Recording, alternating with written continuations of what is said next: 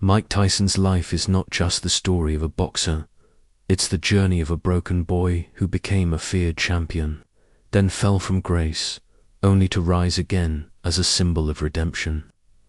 Born on June 30th, 1966, in the tough Brownsville neighborhood of Brooklyn, New York, Michael Gerard Tyson grew up in extreme poverty, surrounded by crime, drugs, and violence.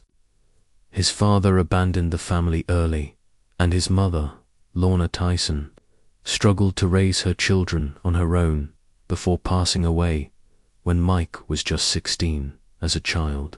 Tyson was shy, had a lisp, and was often bullied. He quickly learned that violence was his only way to defend himself. By the age of 13, he had already been arrested more than 30 times for petty crimes, fighting, and robberies. But life took a pivotal turn when he was sent to a juvenile detention center where his boxing talent was first noticed. From there, he was introduced to legendary trainer Cus D'Amato, who took Tyson under his wing, not just as a coach, but as a father figure. Cus gave Mike discipline, purpose, and hope, something he had never experienced before. Under Cus's guidance, Tyson trained with relentless intensity, building an unshakable work ethic and honing a unique, aggressive style that would define his career. In 1985, Mike Tyson made his professional boxing debut, and his rise was nothing short of meteoric. With his trademark peekaboo defense, incredible speed, and raw punching power, he quickly became the most feared fighter in the world.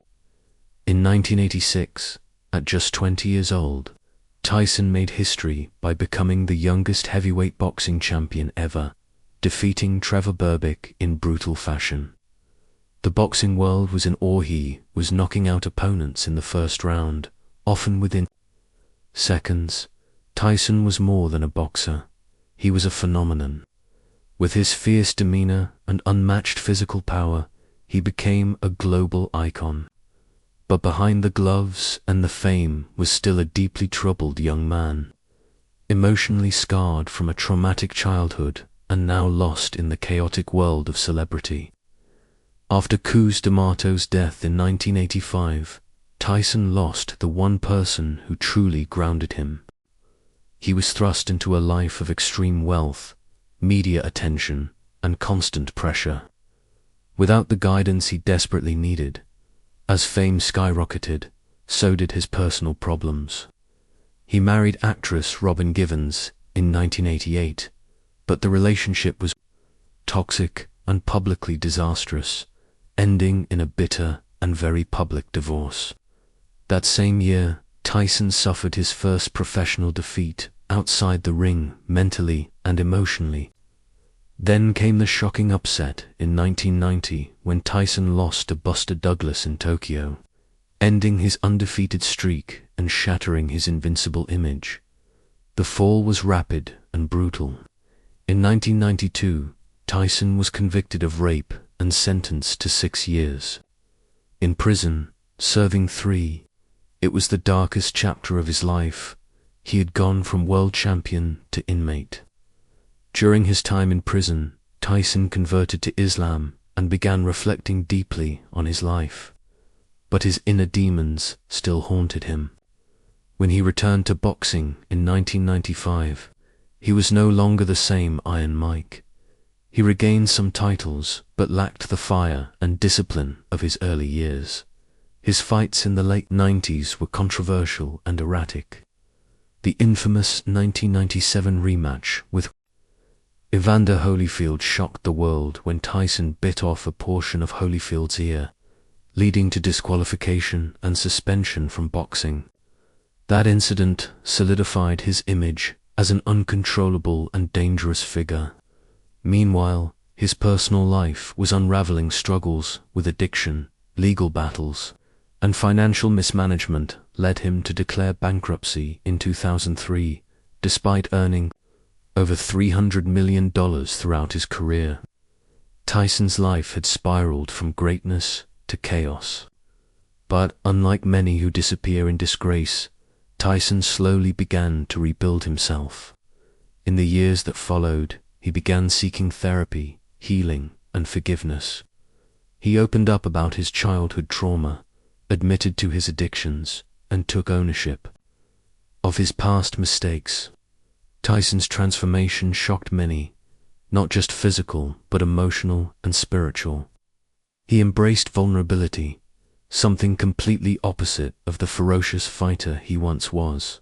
In the 2010s, Mike Tyson re-emerged, not as a boxer, but as a deeply reflective man. He appeared in movies, launched a successful podcast called Hot Boxin' with Mike Tyson, and started a thriving cannabis business, Tyson 2.0. Through humor, honesty, and humility, Tyson reintroduced himself to a new generation, one that didn't know him as the youngest heavyweight champion, but as a man who had faced the worst parts of himself and survived. He became surprisingly philosophical, speaking about ego, pain, love, and peace, often quoting great thinkers and spiritual teachers. His interviews became viral, not for shock value, but for wisdom. Fans began to see a different Tyson, not a monster, not a myth, but a man, one who had lived through hell and come out wiser. In recent years, he's even returned to the ring, in exhibition matches, not to prove anything, but to enjoy the sport that made him who he is. Mike Tyson's life is a vivid reminder that strength isn't just measured in knockouts or titles, but in the courage to face your own flaws, to change, and to grow. From a scared street kid to a world champion, from prison cells to podcast studios, Tyson's journey is filled with pain, failure, triumph, and redemption. It's not a clean story or a simple one, but it's real. And in that messy truth lies the reason why Mike Tyson remains one of the most fascinating and complex figures in sports history. He is proof that even when life hits the hardest, it's never too late to stand up again.